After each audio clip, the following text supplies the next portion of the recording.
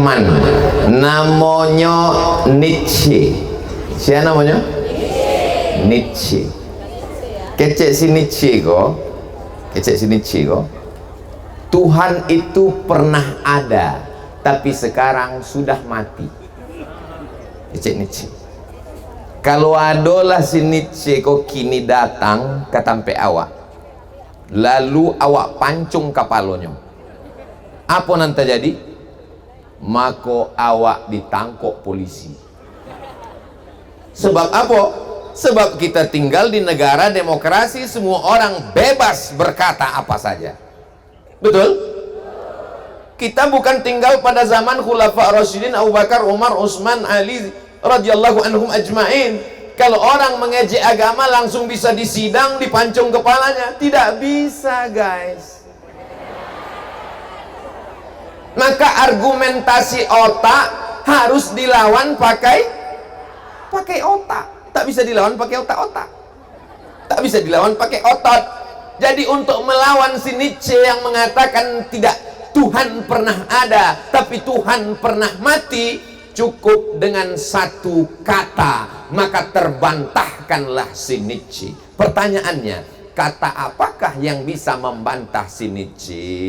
Kepada semua grup kolom pencapir disusiakan untuk memencet tombol. Tet, kami kelompok 1 mengatakan satu kata yang bisa membantah Nietzsche adalah bako. Cukup satu kata.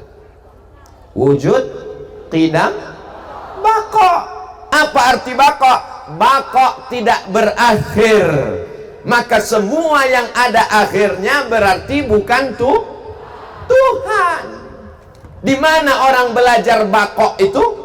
Wujud, qidam, mukhalafatu lil hawadisi, qiyamuhu binafsihi, wahdaniyah, qudrat, iradat. Di sini dipelajari sifat 20. Anak kelas 1, anak ketek bisa membantah si Nietzsche nan kurang ajar dari Jerman. Tidak perlu profesor doktor, mubazir. Sekarang anak-anak tidak belajar tauhid. Zaman dulu kalau ada orang mengejek, melecehkan agama, dia bicara di rumahnya. Sekarang dia bicara di rumahnya. Rumahnya di dalam komplek, kompleknya dikunci, di dalam kamar, di dalam kamarnya ada lemari, bicara dia di lemari, bisa ditonton oleh seluruh orang di dunia. Kenapa? Karena dia streaming www.youtube.com. Orang yang menyebarkan aliran sesat bisa berkata di mana-mana sesuka hati dia mau berada. Ada orang mengaku sebagai Tuhan, namanya Lia Eden, sudah mati. Ada yang mengaku sebagai Jibril, ada yang mengaku sebagai Nabi. Maka kalau kuat akidahnya, disusun oleh Imam Abul Hasan Al-Asy'ari, maka disebut akidah kita adalah akidah Asy'ariyah, Ahlus Sunnah wal Jamaah. Kamu akidahnya apa? Ahlus Sunnah. Siapa yang menyusunnya? Tidak pakai susun-susun, langsung saya ambil dari Quran dan Sunnah. Anda waras? Ada rupanya ilmu hadis dalam Al-Quran, ada rupanya ilmu hadis dalam hadis.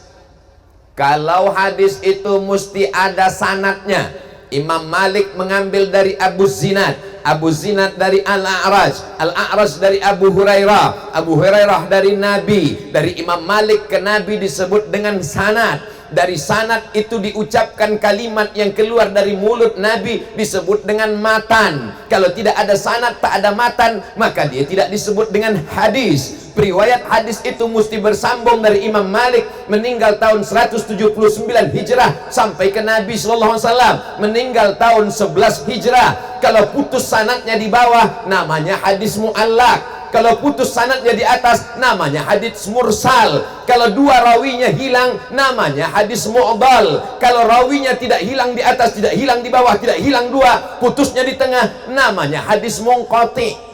Ini berat, biar kami aja.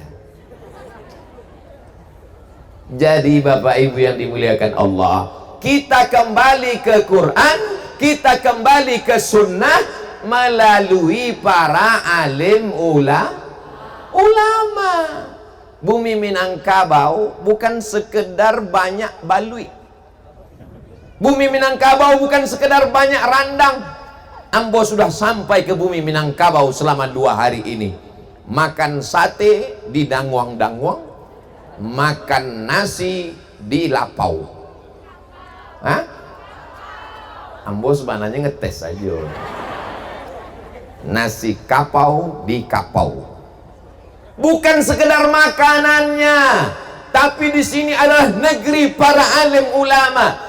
Dari mulai Syekh Ismail Al-Khalidi Al-Minkabawi, murid langsung dari Syekh Abdullah Afandi, murid langsung dari Al-Imam Diyauddin Khalid An-Naqsabandi. Itulah mengapa Naqsabandi disebut dengan Al-Khalidi. Kenapa ada kata Al-Khalidi? Karena di situ ada Imam Diyauddin Khalid An-Naqsabandi Al-Baghdadi Khalid, dan dia punya murid namanya Abdullah Afandi. Murid yang kedua adalah Imam Ismail Al-Khalidi An-Naqsabandi Al-Minkabawi, ulama tertua Asia Tenggara yang langsung mengambil sanad tarekat Naqsabandiyah ke Jazirah Arab, ke Makkah Al-Mukarramah.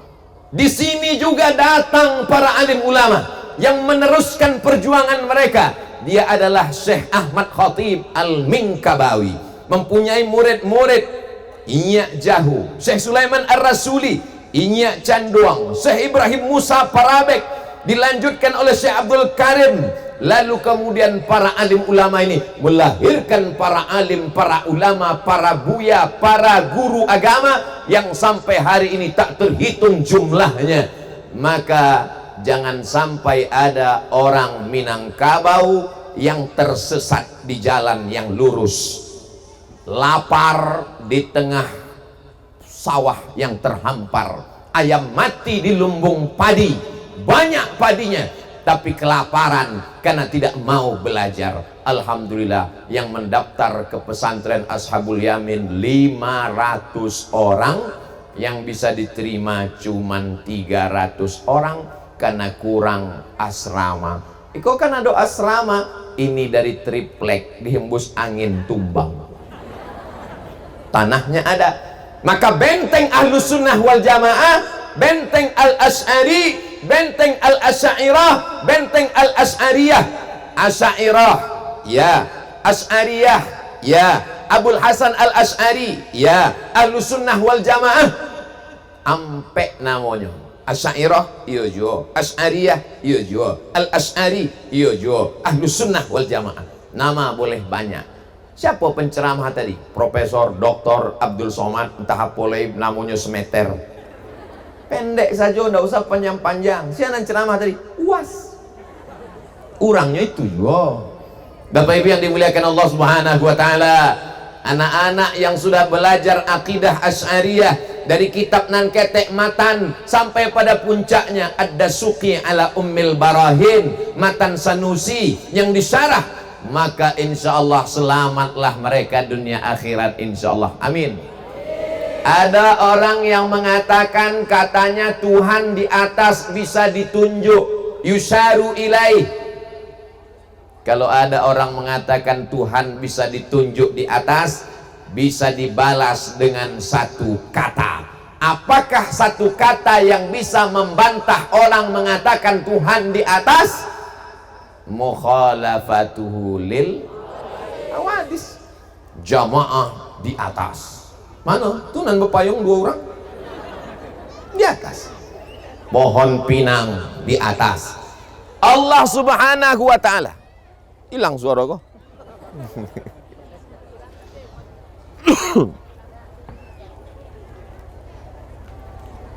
Mati. Rupanya setiap 15 menit ganti mikrofon. Ambo baru tahu. Ambo calik, oh lah habis 15. Gedung di atas, atap di atas, karpet di bawah, jamaah di kiri, nampadusi di kanan, ambo di tengah. Yang dihukumi dengan tempat atas bawah, depan belakang, kanan kiri, luar dalam itu makhluk. Sedangkan Allah itu mukhalafatuhu lil hawadis. Dalilnya dari Quran mana? Laisa kamitslihi syai'un walam yakul lahu kufuwan ahad. Itu sifat 20 diambil dari Quran, disusun oleh para ulama, maka kita tinggal ikut Saya tidak percaya kepada Imam Abul Hasan Al-Asy'ari. Kalau dia manusia, saya manusia. Dia makan, saya makan. Dia tidur, saya tidur. Dia baca Quran, saya baca Quran. Maka saya tidak percaya kepada dia. Saya bisa mengambil dalil dari Quran. Orang nan mengecek bantu iko, awak bau naik pesawat. Bau naik pesawat, inyo langsung duduk. Tanya kayaknya. Waang percaya dengan pilot di muka? Percaya. Waang percaya pada pilot, kenapa tak percaya kepada Imam Abul Hasan Al-Asy'ari? Kenapa tidak kamu ketuk pintu pilot? Assalamualaikum Pak Pilot, boleh saya tahu ini rem tangannya di mana, rem kaki di mana? Iko giginya masuk ke muka apa ke belakang? Kenapa kepada pilot pesawat kau percaya? Kalau mobilmu rusak kau bawa ke bengkel, kau percaya kepada tukang bengkel. Kalau handphonemu rusak kau bawa kepada servis, percaya pada tukang servis. Tapi masalah agama, kenapa kau tak percaya kepada alim ulama? Yang paling selamat adalah percaya kepada ulama.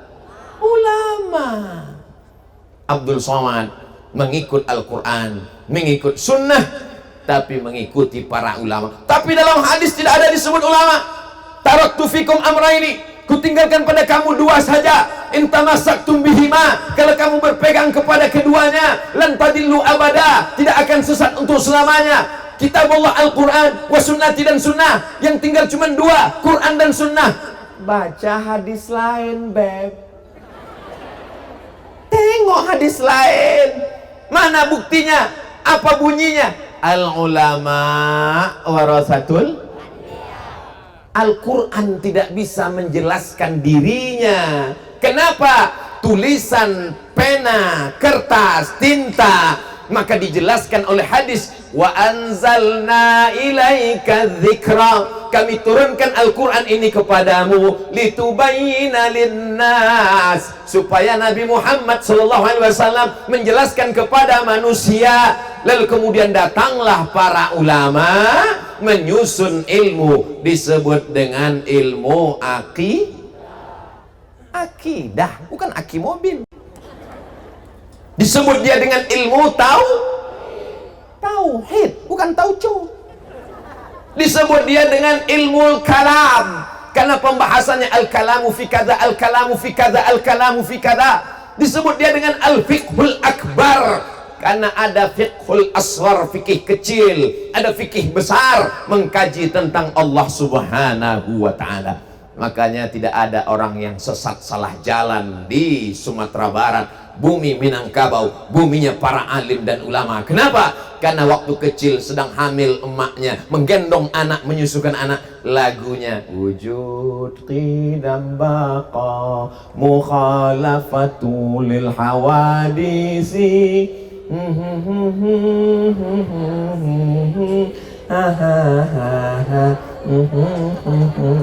Bagi yang belum hafal,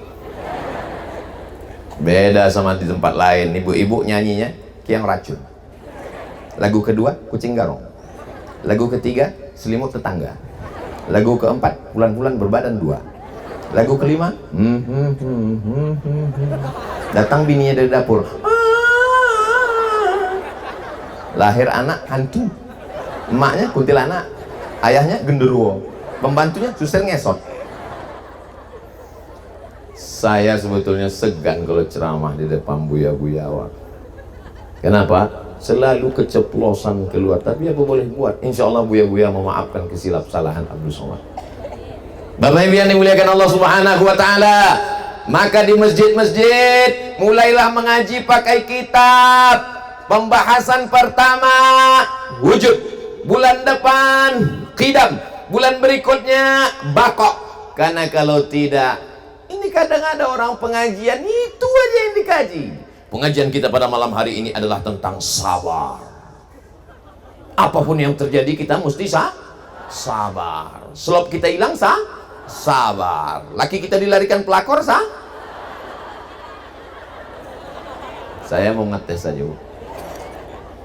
Tidak ada, itu bukan sabar, itu bodoh. Kajilah tauhid, karena sekarang banyak orang mempertuhankan yang tidak layak sebagai Tuhan.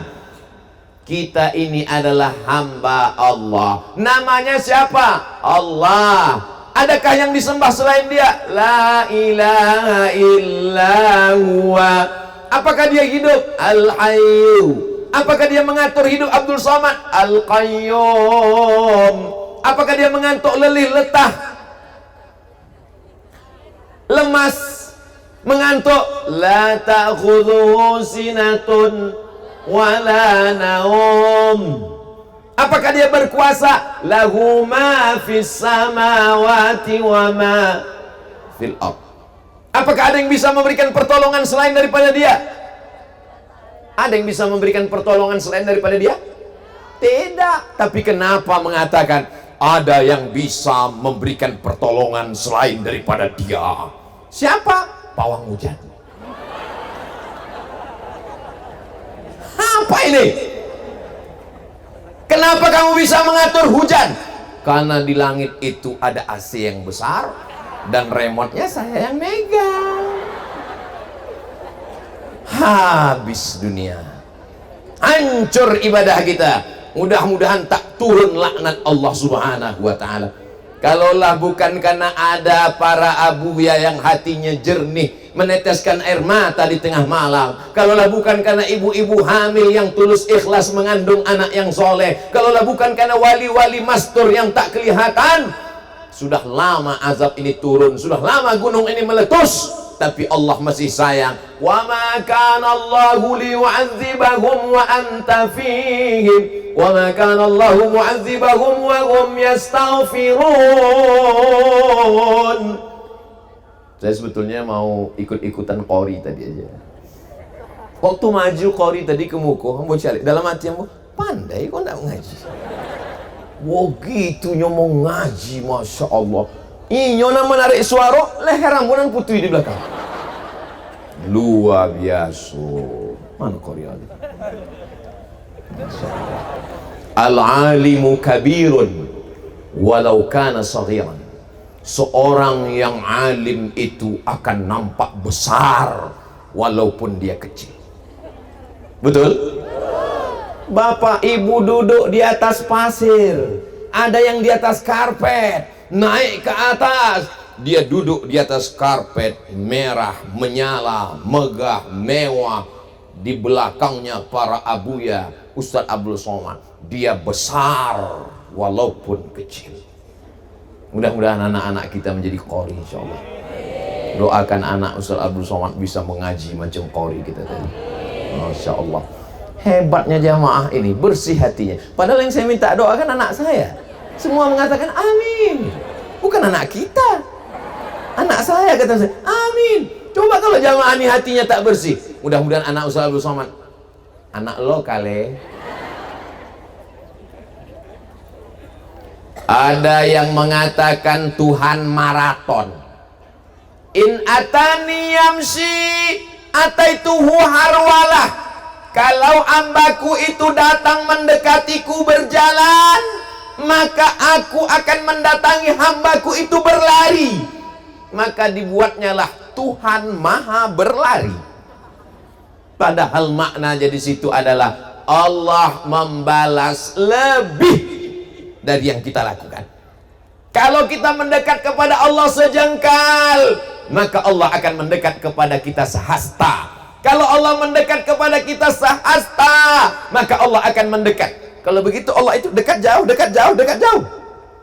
Allah sudah ada sebelum tempat itu ada. Maka tak layak dia disifati dengan tempat, tidak layak dia disempati dengan jarak.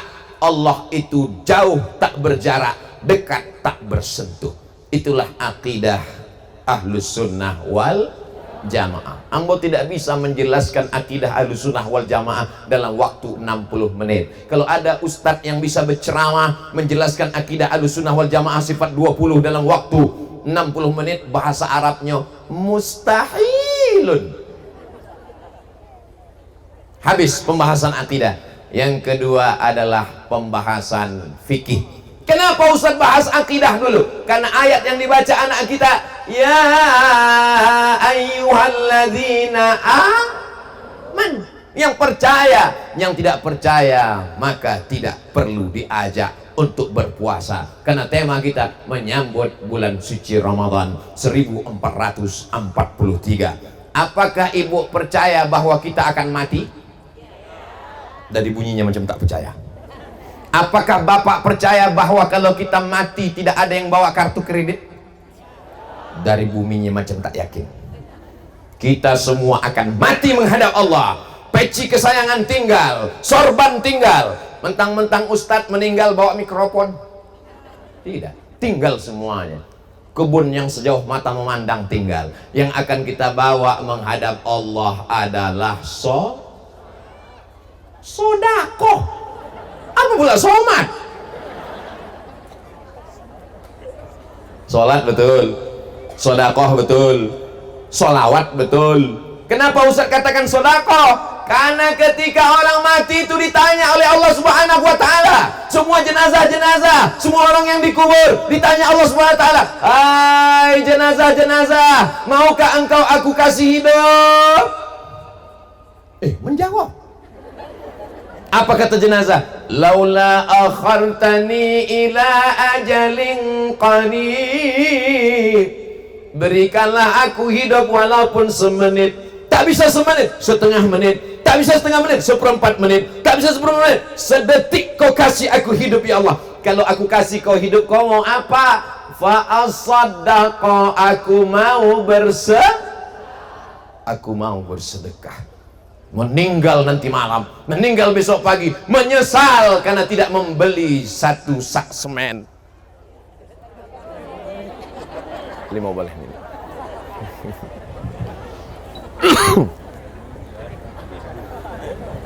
Menyesal karena tidak membeli satu sak semen. Menyesal karena tidak membeli satu batang baja cor. Menyesal karena tidak membeli batu bata. Menyesal karena tidak membeli batu kerikil. Menyesal karena tidak membeli pasir. Rumah dibangun 4 lantai, setiap lantainya pakai marmer diimpor dari Marmara, Turki. Semua tamu yang masuk ke dalam rumah buka pintu macam menengok kucing Anggora. Pada akhirnya kita semua akan mati dan rumah itu akan dijual, dibagikan kepada ahli waris. Rumah yang besar tinggal, mobil yang besar tinggal, bini yang besar. Mana yang kekal abadi yang akan kita bawa mati? Tuh masjid yang kita wakafkan.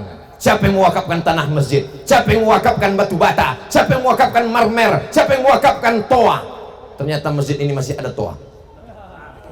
Siapa yang mewakafkan satu kelas? Pagi dan petang anak-anak belajar. Pagi sanawiyah, siang aliyah, malam baca kitab, hadis, fikih, akidah, mazhab.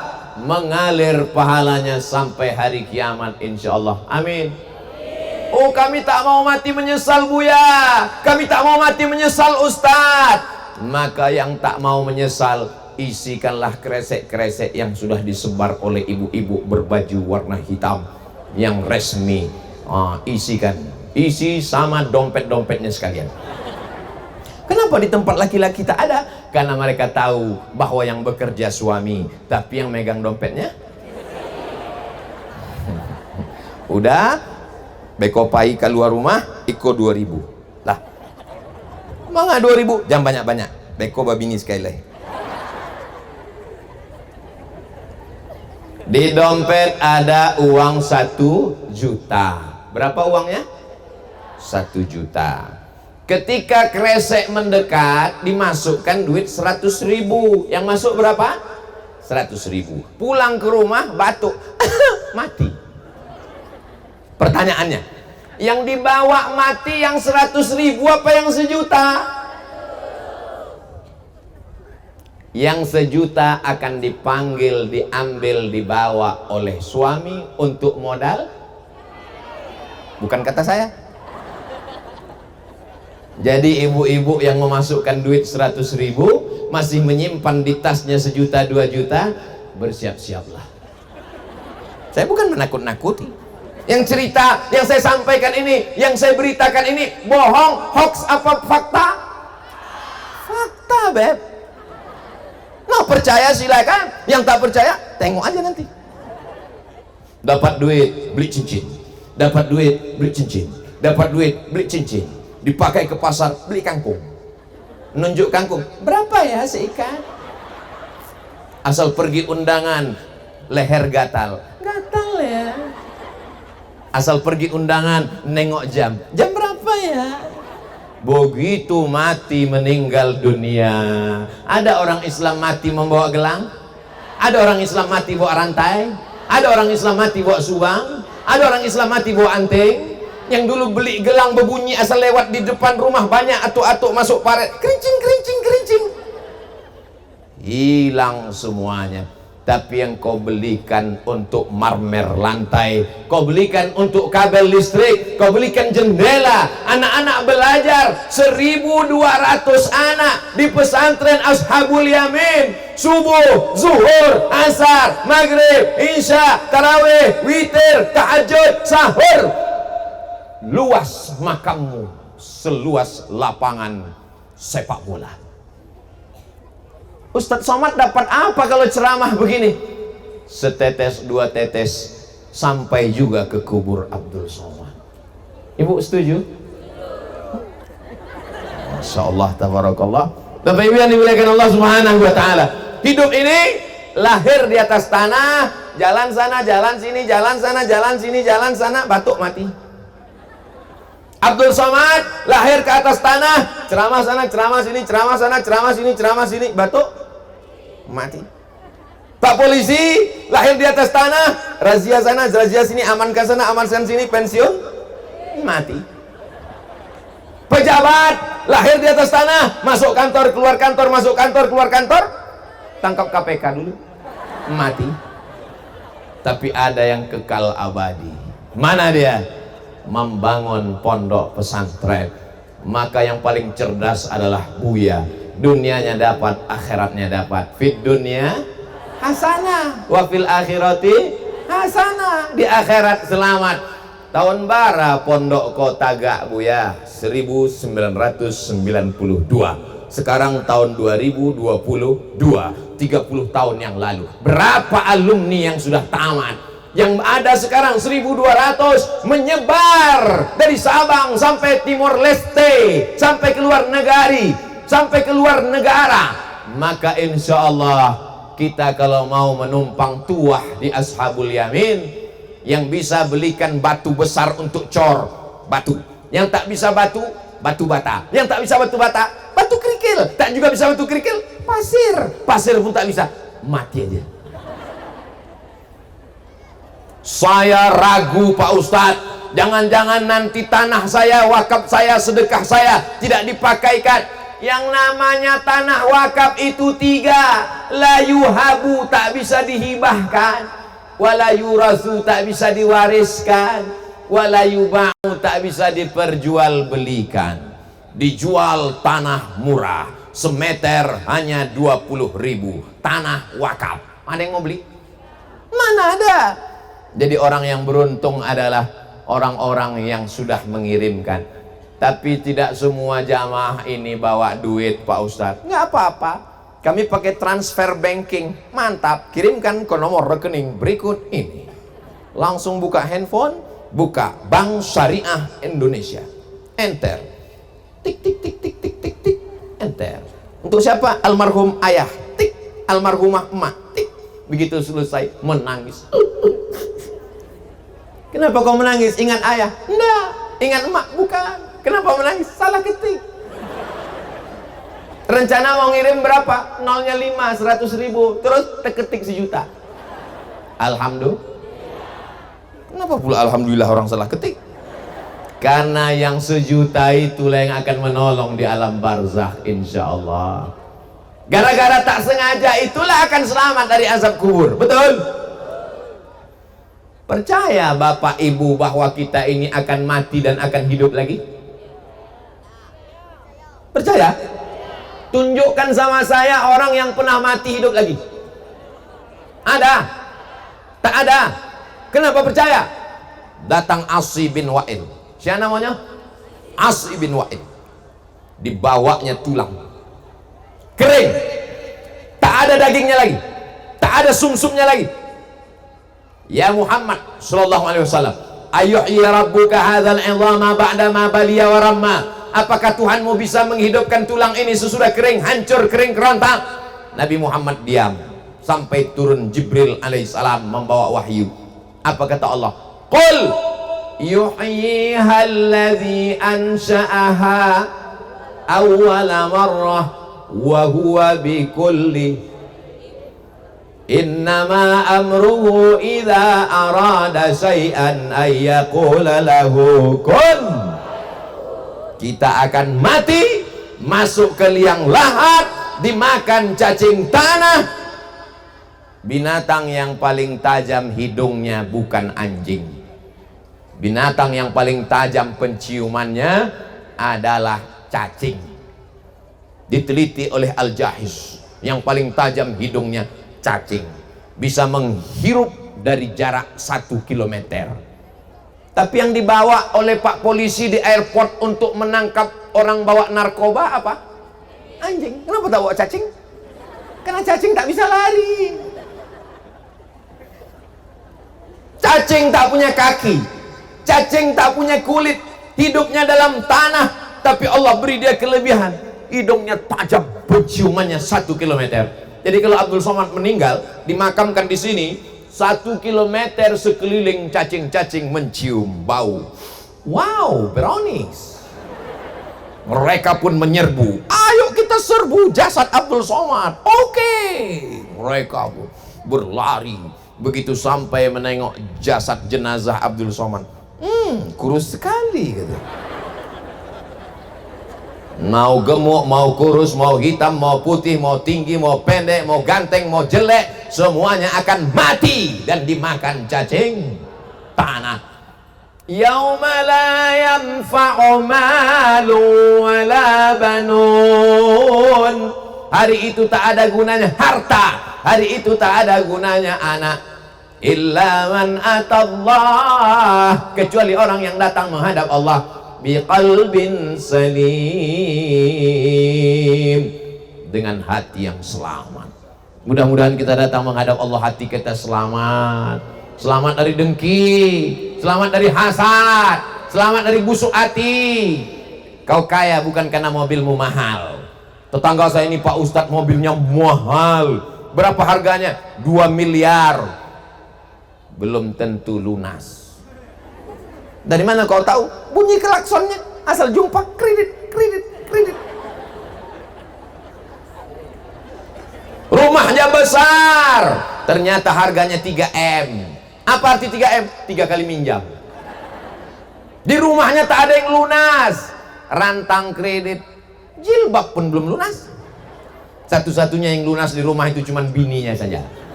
Itu pun karena kata Pak Kuat tak bisa kredit. Aku nikahkan engkau dengan anakku dengan mahar sebentuk cincin emas. Pak Kuat bisa kredit? Enggak, tunai. Bapak Ibu yang dimuliakan Allah Subhanahu wa taala. Orang yang dililit hutang, mati menghadap Allah, ruhnya tidak diterima. Kalau dia menghadap Allah, lalu kemudian dia dikatakan muflis. Atadruna mal muflis? Tahukah kamu siapa itu orang yang bangkrut? Man la dirham lahu wala mata'. Orang yang tak punya duit, orang yang tak punya harta, orang yang tak punya benda. Bukan itu kata Nabi. Orang yang bangkrut adalah ya'ti yaumal qiyamati bi sholatin, sholatnya banyak, qabliyah, ba'diyah, duha, tahajud, witir, isyraq, awabin. wa zakatin, zakat, wakaf, infak, sedekah, wa hajjin, haji bolak-balik ke Makkah. Tapi ternyata syatama hadza, mencaci maki si fulan, wa akala mala hadza, memakan harta si fulan dengan cara batil, minjam tak pernah pulang. Maka inilah yang akan menuntut di hadapan Allah Subhanahu wa taala. Alhamdulillah yang hadir ini semuanya solihah solihah, dan suami ibu pastilah orang yang soleh-soleh. Dari mana Ustaz tahu suami kami soleh? Karena kalau tak soleh tak mungkin diizinkannya ibu datang kemari kan. Udah, izinkan ambo pergi. Mau kemana? Mau dengar pengajian. Siapa yang ceramah? Ustaz Somad. Baiklah. Udah ndak ikut? Udah ada jadwal main gaple soreku. Mereka sedang menunggu di atas. Kenapa? Karena mereka takut tak dapat parkir. Dan itu tadi jalannya Masya Allah curam ke bawah. Tapi Ustaz jangan takut, ini semennya kuat. Kenapa? Baru di semen kemarin. Luar biasa sambutan, dipasangkan karpet merah. Ambo pun waktu berjalan tadi raso-raso sekjen PBB. Luar biasa, Masya Allah, tabarakallah. Agak-agaknya bantu iko lebih ku awak di surga Jannatul Firdaus. Wasiqal ladzina taqaw rabbahum ilal jannati zumara. Mereka nanti akan digiring, dibawa masuk surga, bukan sendiri-sendiri, beramai-ramai sampai ke pintu surga. Apa kata malaikat? Salamun alaikum. Kalau bahasa awaknya, welcome, welcome. Betul kamu sudah beramal soleh, fadkhuluha, masuklah kamu ke dalam surga, khalidin, kekal selamanya. Buya-buya masuk ke dalam surga, pak-pak polisi pun semuanya masuk. Mungkin agak terlambat sedikit, sebab mereka mengurus sadonya, mereka meyakinkanlah masuk sadonya, baru mereka masuk. Begitu, mereka tanggung jawab. Setelah mereka masuk, mereka pun bertanya ke malaikat. Malaikat, yo, Ustaz Somad di mana? Kok ndak ambut caliat dari tadi? Inyolah lama menunggu di ruang VVIP. Amin. Ambo sebenarnya minta diaminkan. Bapak Ibu yang dimuliakan Allah Subhanahu wa taala. Masya Allah. Aduh. Berarti dari tadi sampai 45 menit mereka cuma mencaliat tengku ambo. Mereka lah orang nan paling ikhlas. Suara kamuku, muku ambo kamuku. Tapi mereka Masya Allah, tabarakallah. Ini kita bisa berkumpul bersama ini karena orang-orang soleh yang tidak tampil ke depan. Yang ada di baleho gadang cuma sampai orang saja. Dan di muka pun sampai jo. Mereka yang membentang karpet, mereka yang memasang besi, mereka yang memasang umbul-umbul baleho. Tidak diminta oleh protokol. Berikut ini mari kita dengarkan kata sambutan dari pemasang karpet. Tidak ada. Abdul Somad bisa lantang bersuara berceramah ini kenapa? Karena mikrofonnya idui. Lah 2 kali mati.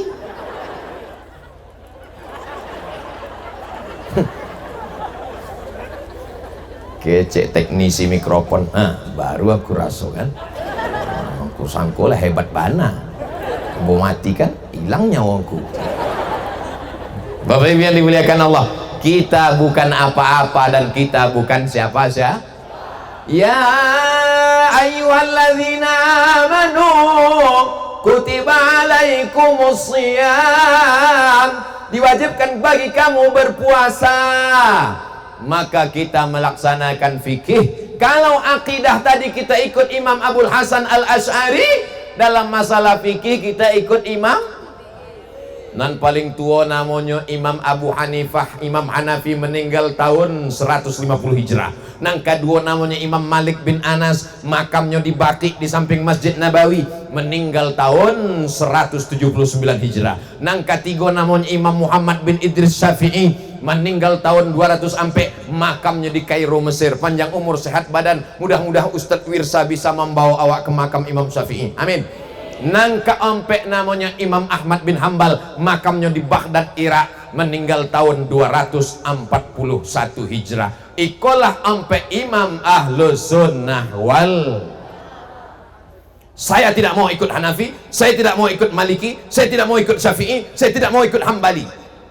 Terus saya langsung ke Quran dan Sunnah. Kalau ada orang mengecek bantu iko, berarti inyo imam mazhab nang kalibo. Sebab kita semua mengikut imam-imam mazhab. Kulu, makanlah. Washrabu, minumlah. Makanlah, minumlah sampai bilo. Hatta yatabayyana lakumul khaytul abyadu minal khaytil aswadi minal fajr. Sampai terbit fajar. Terbit fajar itu azan subuh. Jadi waktu ambo 2 tahun di Maroko, indah ado imsak. Nggak ado imsak. Nggak ado sirine bantu ditampe awak. Nggak ado. Jadi waktu subuh ya makan saja kami, makan. Tiba-tiba tak ada azan. Allahu Akbar, Allahu Akbar.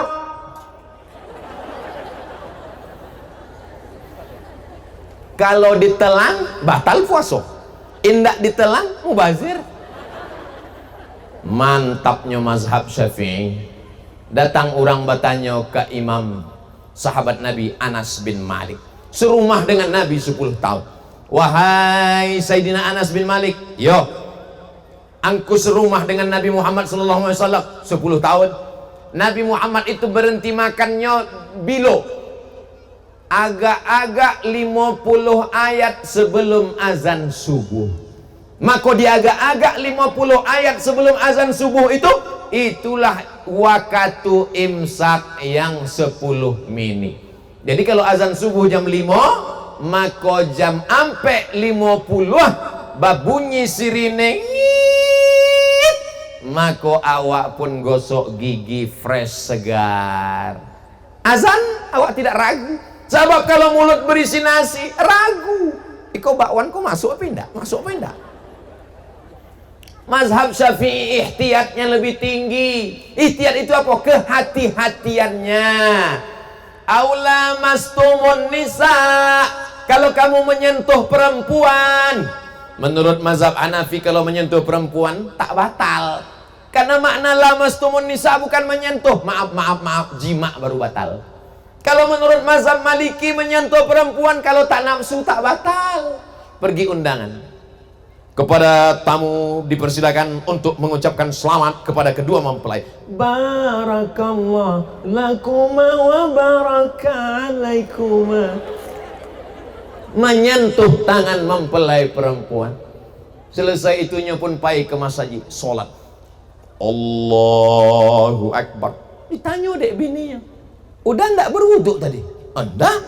Tapi habis menyentuh tangan perempuan, ambo ndak nafsu.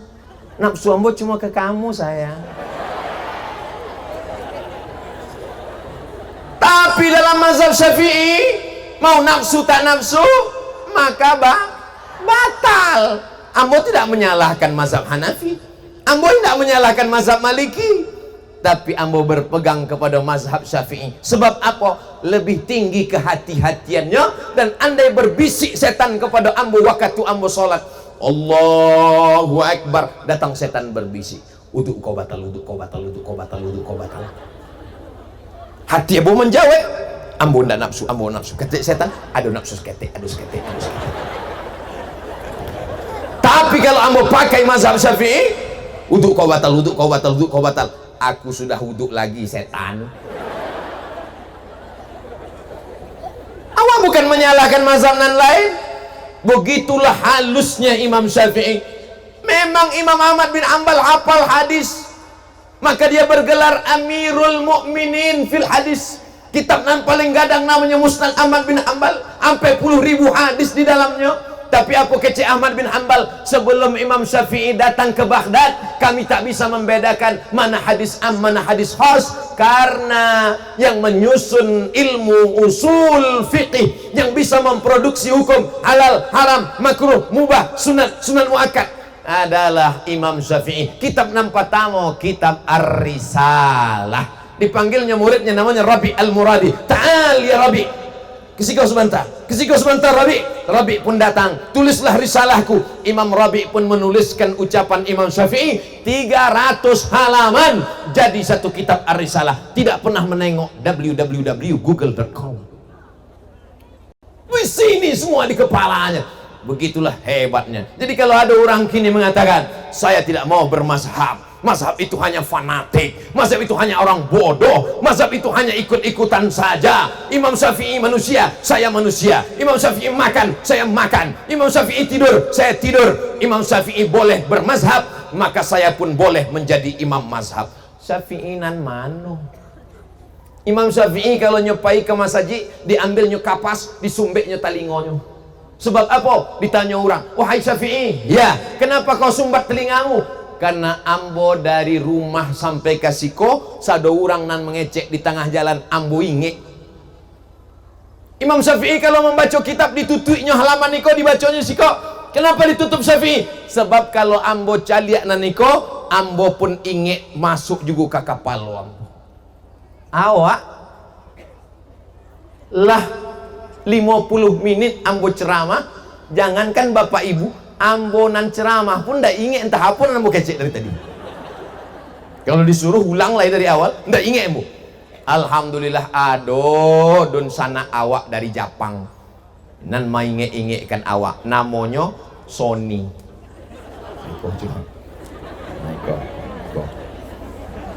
Jadi ceramah ambo kok kalau ndak ado nan bisa mainge nyo, tenang saja. Sebab nanti akan diupload di YouTube. Buka channel Ustadz Abdul Somad Official. Jangan lupa subscribe, like, share, and comment. Jadi Ustadz Somad kalau sholat subuh diminta orang jadi imam. Ustadz, beko Ustadz jadi imam ya. Batuk. Kenapa Ustadz tidak mau jadi imam? Ustadz tidak bisa jadi imam. Ambo mengikuti mazhab Syafi'i. Kadang ambo tak tahu makmum di belakang kau tak samo, beko menimbulkan fitnah. Kadang-kadang imam kau tak samo. Ambo kalau jadi imam bismillah ambo jahar. Bismillahirrahmanirrahim. Alhamdulillahi rabbil alamin. Tapi kalau mazhab Hanafi dengan Hambali enggak. Bismillahnya enggak terdengar. Alhamdulillahi rabbil alamin. Ar-Rahmanir-Rahim. Kalau di Maroko mazhabnya Maliki. Maliki ndak ada bismillah sama sekali. Silent pun tidak, jahar pun tidak, bergetar pun tidak. Allahu Akbar. Alhamdulillahi rabbil alamin. Ar-Rahmanir-Rahim. Maliki yaumiddin. Kalau awak mimnya panjang, Maliki yaumiddin. Qiraat Hafs. Kalau Maroko pakai qiraat Warsh. Maliki yaumiddin. Iyyaka na'budu wa iyyaka nasta'in. Tapi ambo tidak menyalahkan. Tapi ketika awak di tengah masyarakat yang bermazhab Syafi'i, ambo pulang dari Maroko, guru-guru ambo bermazhab Maliki, ambo ketua masjid dan sholat subuh imam di masjid dekat rumah ambo, tiba-tiba ambo pakai mazhab Maliki. Alhamdulillahirabbil alamin, Ar-Rahmanir-Rahim, Maliki yaumiddin. Selesai sholat langsung jamaah berbisik. Bah Ustaz Somad, sase. Jangan membawa mazhab yang bertentangan dengan masyarakat sekitar. Ulama yang datang ke negeri kita, Asia Tenggara, berakidah Asy'ari, berfikihkan Syafi'i, maka kita pakai itu. Karena ini adalah Ahlus Sunnah wal Jamaah. Akidahnya Asy'ari, fikihnya Syafi'i. Rukun yang ketiga dan terakhir adalah tasawuf. Jangan tasawuf. Tasawuf itu sesat, tasawuf itu batil. Lalu kamu pakai apa? Tazkiyatun nafs, pensucian jiwa, bersihkan hati dari riya, bersihkan hati dari ujub, bersihkan hati dari sum'ah. Tazkiyatun nafs artinya pensucian hati. Tasawuf pun juga artinya pensucian hati. Pokoknya nggak boleh. Itu sama dengan orang tidak mau makan ikan. Kamu makan ikan, tidak mau makan ikan, tapi waktu ikan di blender kasih tepungnya makan. Ini apa? Empe-empe. Oh boleh. Terjebak pada nama. Saya tidak mau makan udang. Makan udang nggak mau. Tapi kalau udang dibusukkan, dihancurkan, dijemur jadi belacan, mau.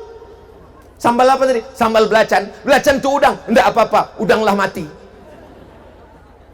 Ini namanya bongak yang terpelihara. Bapak Ibu yang dimuliakan Allah Subhanahu wa taala. Maka kita memakai, apa itu arti tasawuf?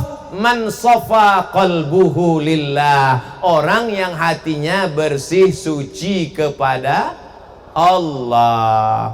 Maka disusunlah oleh para ulama.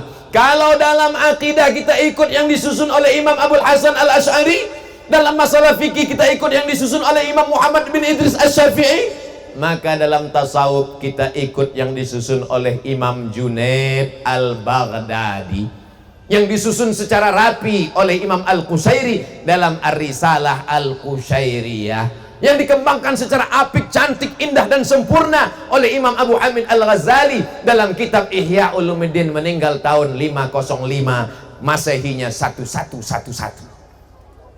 Maka di setiap pondok pesantren dikaji Ihya Ulumuddin. Tasawuf kita adalah tasawuf sunni, tetap mengamalkan sunnah-sunnah.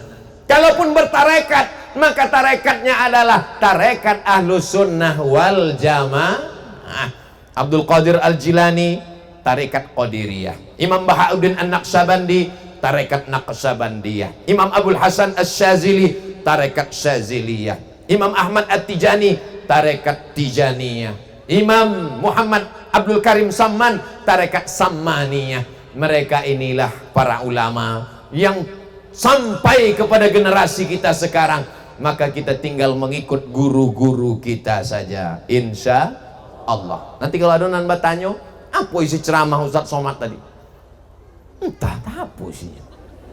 Nang pertama dijalehkannya akidah, nang kedua dijalehkannya fikih, nang ketiga dijalehkannya tasawuf, bahwa tarekat tasawuf tidak boleh keluar daripada syariat.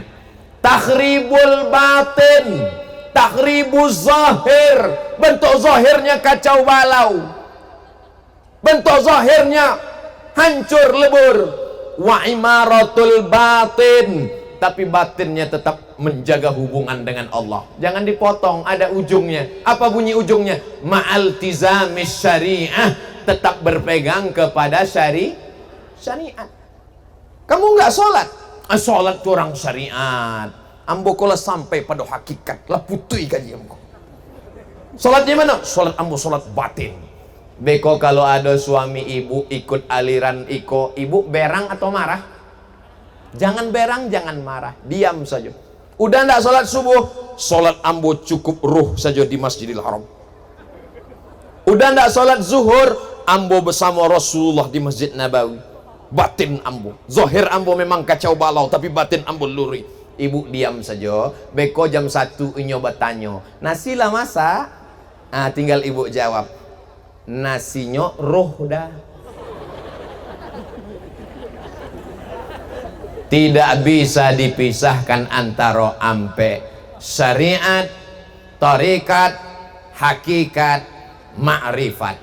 Ada mutiara yang begitu cantik dan indah di dalam kerang, kerangnya di dalam lautan. Bagaimana kita bisa ke dalam kerang, ke dalam lautan? Maka kita mesti pakai sampan. Sampannya itu syariat. Tapi sampan kalau tidak ada airnya, itu namanya sampan nyasar. Maka mesti ada air. Airnya itu adalah hakikat. Tapi kita tidak akan sampai ke dalam kalau tidak berenang. Berenangnya itu adalah tarikat. Dan buahnya adalah mutiara yang terang benderang. Mutiara itu adalah ma'rifat. Bagaimana Imam Al-Ghazali sampai kepada ma'rifat? 11 tahun meninggalkan dunia dengan segala kemewahan, kehebatannya. Jabatannya tertinggi ketika itu adalah rektor di Universitas Nizamul Mulk. Lalu kemudian apa yang terjadi? Dia tinggalkan popularitas, dia tinggalkan keduniawian, dia sucikan hatinya, berpuasa sunat, berzikir, beribadah, sampai akhirnya Allah berikan ma'rifah. Setelah 11 tahun lamanya di satu pojok sudut Masjid Bani Umawi yang ada di Damaskus, Suriah. Lalu kemudian orang bertanya kepada Imam Al-Ghazali, wahai Al-Ghazali, apa ma'rifah itu? Apa kata Imam Al-Ghazali? Nurun yaqdhifullahu fi qalbi abdi, cahaya yang ditembakkan ke dalam hati seorang hamba. Bukan asal bicara, asal ngomong. Ada cahaya yang ditembakkan, nurun yaqdhifullahu fi qalbi abdi, yang ditembakkan ke dalam hati seorang hamba.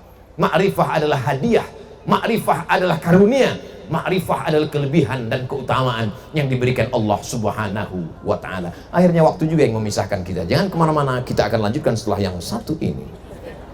Bapak Ibu yang dimuliakan Allah Subhanahu wa ta'ala, di mana-mana ambo ceramah tetap 60 menit sesuai dengan yang tertulis di botol 600 ml. Mudah-mudahan pertemuan kita ini pertemuan yang mendatangkan rahmat dan barokah. Yang sudah mendaftarkan anaknya ke pondok pesantren, selamat. Yang belum memasukkan anaknya pesantren, insya Allah daftarkan. Walaupun tak tertampung 500 yang mendaftar, cuma tertampung 300, maka insya Allah kalau berdiri di kini kelas bentuknya letter U, lam sampai ke lantai atas, insya Allah tahun depan banyak lagi anak-anak yang terselamatkan, insya Allah. Amin ya rabbal alamin.